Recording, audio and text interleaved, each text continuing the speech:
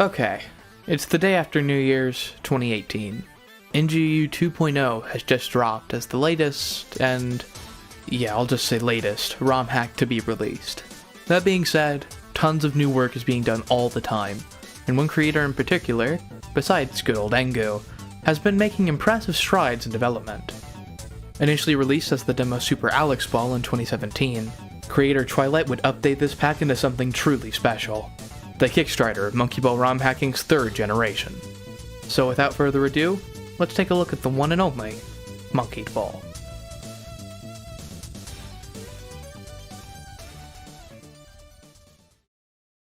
So, to wrap up our little history segment from almost an hour ago, what makes this the start of Generation 3? The obvious answer is to not just look at it, but I think we can go deeper than that. Levels can now have both a level background and level animations, something only previously done in a small handful of NGU stages. Here though, the animations are able to fully shine thanks to more solid texturing work, as well as a stronger sense of purpose in their placement. Other notable new features include implementation of switches and portals for the first time. Their implementation wasn't perfect yet, but for a first attempt, it's not half bad. And finally, we have those level themes. I mentioned them last as I would consider them to be, at best, on par with what Krabs accomplished 2 years prior, but that's still a step up from all contemporaries. The only exception is World 9's background, which hasn't aged hardly at all. If this came out today, it would still hold its own against modern work. For a pack that just turned 4 not too long ago, that's very impressive. But that's not the only trailblazing aspect Monkey Ball would introduce. It would also be the first full release to be entirely built on story mode. This concept of centering the game around this particular playstyle would continue to another two pretty important ROM hacks you may have heard of. As such, we should definitely see a difference in the way these stages are made as compared to most of the previous and more challenge-oriented packs. It's in World 2 that Twilight really begins to present more of their level development style. Almost everything here presents you with a totally optional work goal. These goals, just like in vanilla story mode, don't offer anything to the player besides more points and usually more bananas along the track. With few exceptions, none of them behave as faster exits to the level. This is kind of an odd choice for a story-focused pack, but the levels here do all play well at least. Mouse holes is probably the only stage I can say I didn't like here. World 3 almost acts as a total 180 in terms of game feel though. Warp goals are much rarer again like they were in World 1, and the level design becomes a bit more experimental. The shifting back and forth between Vanilla 1 and 2's game feel is a little jarring, but in these early worlds every stage tends to be very short, so it doesn't have too much time to sink in, especially on your first run. World 5 is where the experimental level design hits its height until near the end of the pack. There's a lot of weird concepts that make much more use of animations and stages that require at least a read-through or two of their patterns to get down. These learners act as the first pushback most players will get in Monkey 1, but even still, World 5 doesn't overstay its welcome or overdo it on the difficulty. The polish present in the last 5 worlds starts to diminish once we get to World 6. There's still some fun stages here, but a lot more in terms of easily cheesed and perhaps unintentional quirks in the way the game runs. Game animations also seem to have some occasional judder to them.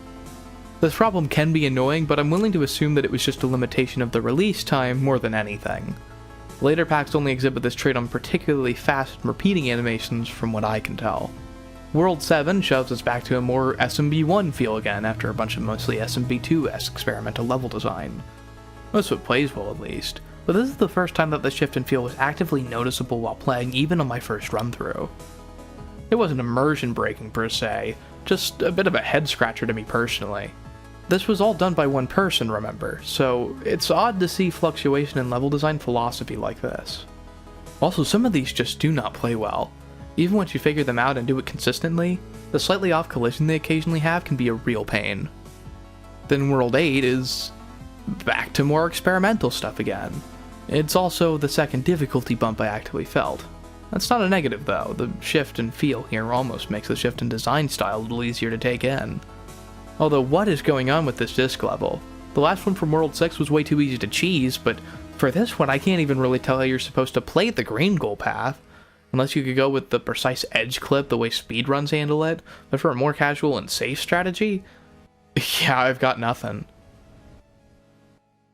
World 9 throws quite the curveball by being made up predominantly of classic S&B level remixes.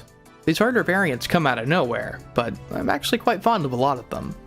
It also proves that there was merit to extension and enhancement of some of SMB2's level concepts. This SMB1-like expansion on previous levels to SMB2 stages was a fun surprise. Oddly enough, it was the only aspect 2-in-1 style itself didn't add. It's a little weird that they're just sort of tacked on here at the end of the game, but I'm willing to bet it was predominantly done in service to the difficulty curve. Some of these can be a real time sink your first go around, much more so than previous worlds. Recorder and Wasp Hive were the highlights for me, based off of Expert 47 and Beehive respectively, and as already stated, they get to be in the best looking world in the entire pack by a pretty wide margin. Following up World 9's curveball, World 10 still manages to be perhaps the most confusing of the bunch. There's a not so great combination of neat concepts and major jankiness mixed with less than stellar conveyance. Besides World 6, this world feels the least thoroughly tested in the pack. The difficulty curve is also just a little all over the place. It's all at least as tough as the last world, but man, brackets and culmination are way tougher than everything else here. I mean seriously, who thought this goal was a good idea? This should be a meme goal, not the intended and only way to beat the stage. And if that weren't enough, Lust is probably the worst stage in the pack. If the bowl was a little more shallow and spun a little slower, it would be much more enjoyable and all-around playable. As is though, I'd honestly say you're fine to outright skip it. The likelihood that you'll get lucky at the end of culmination isn't terribly high anyway, so you probably won't be clearing World 10 unless you have an exorbitant amount of time and patience for that alone. It may surprise you to hear that I actually like World 10. In spite of some serious weak points, this one actually has some great stages in it. I'm especially a fan of Shriek for its Wavemaster-esque rhythmic movement, and the two exam format stages here are honestly the poster child of how to do them right. Every obstacle here is one you've encountered on your journey already. You've become accustomed to all of them, but you've never had to complete a gauntlet of them. Here we have that done in a very satisfying way, almost entirely making up for World 10's shortcomings in my book. Every exam stage should take notes from these two.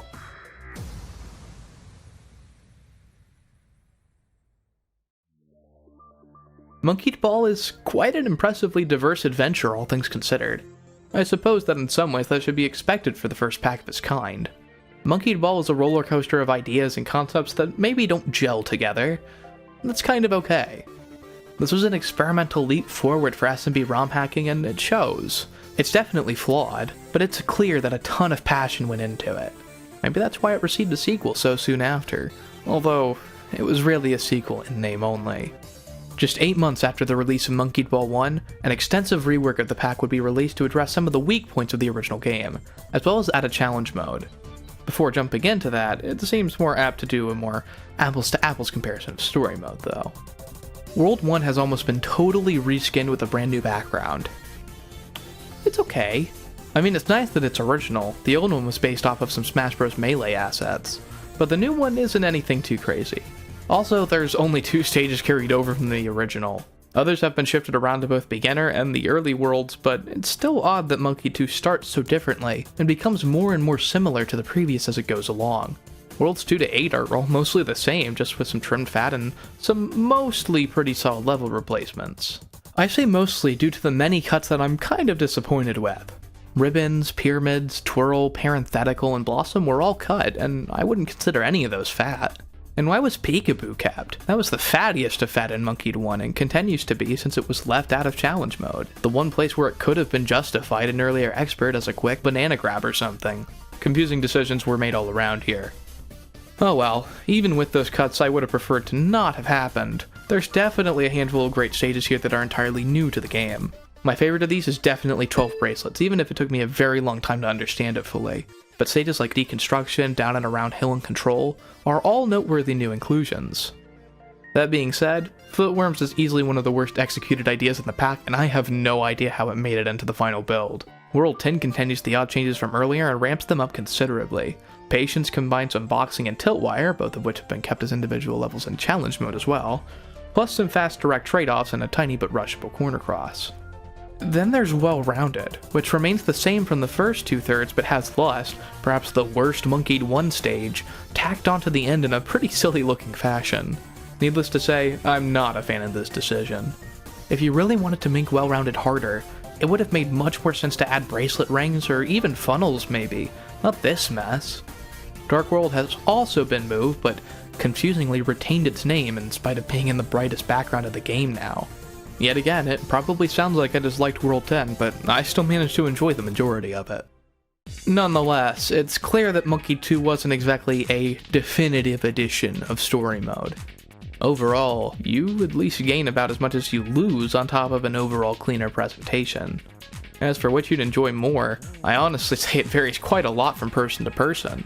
I enjoy Monkey 2 more as I don't find footworms too infuriating, and I don't mind skipping the World 10 parts I don't enjoy on repeated playthroughs. If that's not really your style though, or footworms is that much of a sore spot, you'll probably enjoy Monkey 1 more. In any case, give both a try and see from there what better suits you when it comes to repeated playthroughs. Of course, this only goes for story mode. Monkey 2 also includes a challenge mode to look at composed of almost 1/3 of its own stages. And how did they fare? Well, yeah, I'm not a fan of Monkey 2 challenge mode. It looks great. The vanilla level themes suit most of the levels very well, but most of the exclusive content here really isn't that great.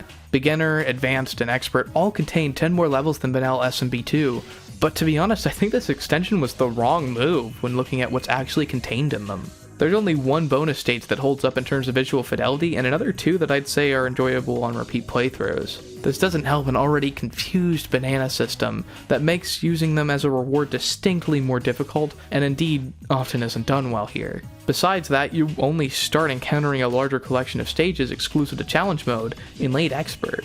Advanced also has a few, but most of them don't even play well. Most egregiously, there's a pyramid stage here way less interesting than the one from Monkey 1 that was cut from 2 entirely. I really can't understand what the thought process was here. Bridgemaker is cool, but considering it's the only stage that sticks in my mind from Advanced, just makes me wish that it was in story instead.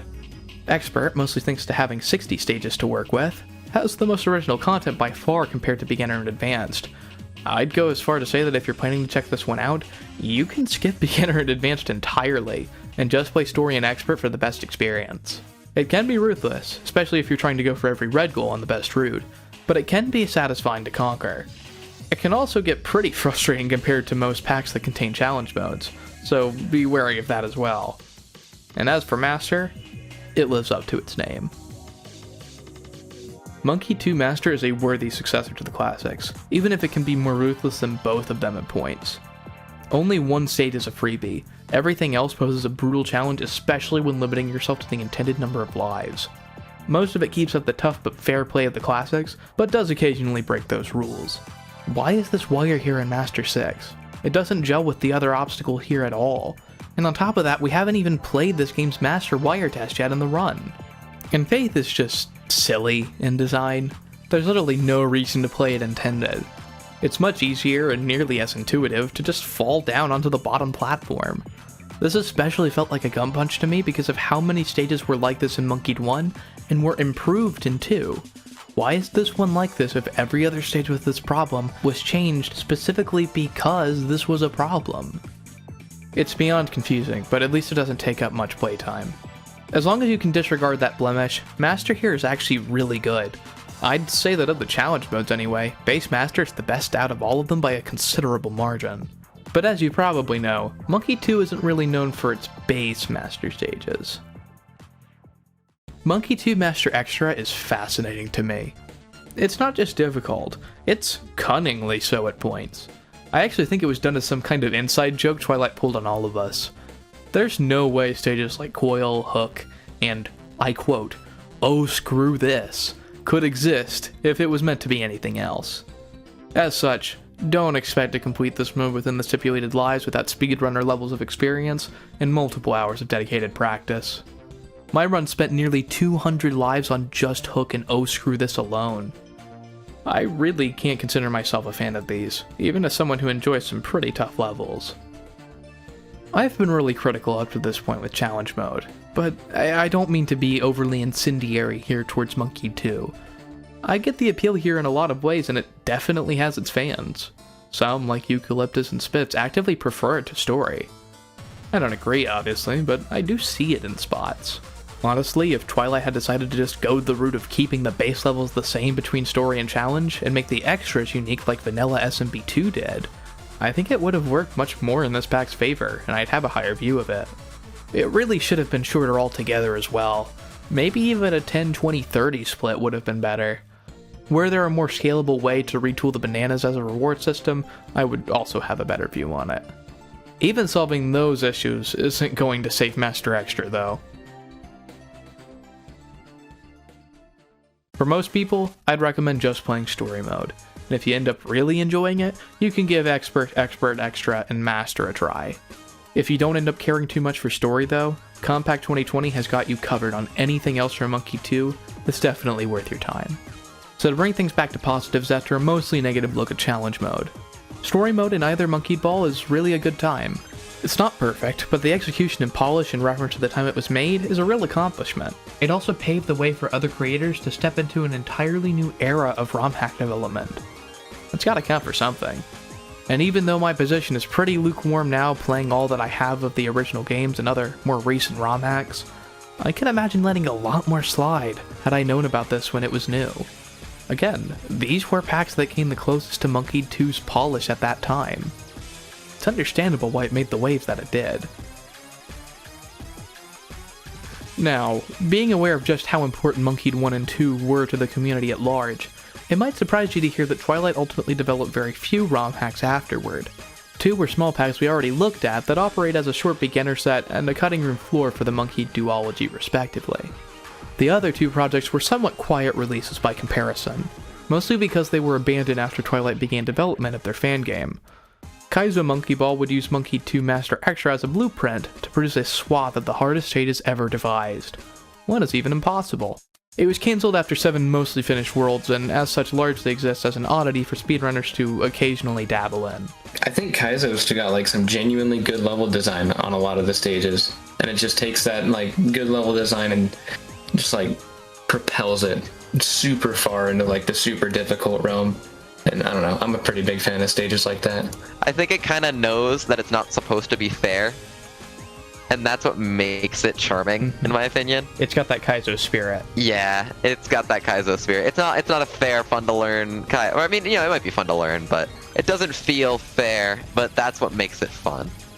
I had a lot of fun playing both of those. Like, I love stuff like that. Like, really, really stupid stuff in Monkey Ball. I don't know why Kaizo gets me angry. Because it's just unfair. There's a lot of stages that are just hard, but my honest opinion is that it's okay because it's labeled Kaizo. It's meant to be unfair. In the Kaizo setting, it's totally fine. Ordinary Monkey Ball acts as a hard mode / New Game Plus overhaul of SMB2. It never got far into development, and most of the challenge just comes from taking chunks of geometry out of the levels. But it is a fun oddity if nothing else. If the Kaizo interests you, I'd recommend looking at Twix Ninja's Monkeys Need Hard Levels to Breathe series and Nambo's Super Monkey Ball Supernova for a more modern experience. If you're interested in ordinary Monkey Ball, Brandon SMB's begun his own project restoration of it. It's a ways away from completion, but should scratch the itch for those who enjoyed the original and or want a more modernized take on the concept. As such, I'd say both concepts are in better hands now than perhaps they ever were. And of course, because I'm sure there are people wondering how much I was going to mention it, I am aware of Rolled Out. I even bought an early access copy. As for when I'll talk about it more, get back to me when version 1.0 hits the scene. Looking holistically at Twilight's work, it's clear that their impact on the ROM hacking scene can't really be understated. There's a reason I consider Monkey Ball 1 to be a generational trailblazer that sparked so many of the small pack projects. It showed people just how good backgrounds could look now, how good animations could look now, how clean and high poly level geometry could be now. To put it simply, it set the bar for what it meant to make a Monkey Ball ROM hack. And it set it pretty high considering the limitations of the era. But even so, it is, at least partially, hard to recommend. Unless you're extremely determined to play everything, it's probably best to just stick with story mode for both packs. It's also worth noting that a pretty massive texture overhaul is in the works for Monkey 2. That project is also a ways off from release, but unless you're in a rush, I'd say that it's the version you should play in Monkey 2's case. With that being said, go check out Monkey Ball 1 and 2 if you haven't already. It really did set the bar.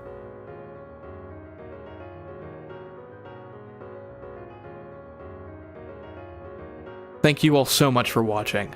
As you can see from how quick this came out, I made sure to have a stockpile of these ready for a somewhat brisk final release schedule. I have a lot more planned for 2022 besides wrapping up this retrospective, so stay tuned, and have a good one.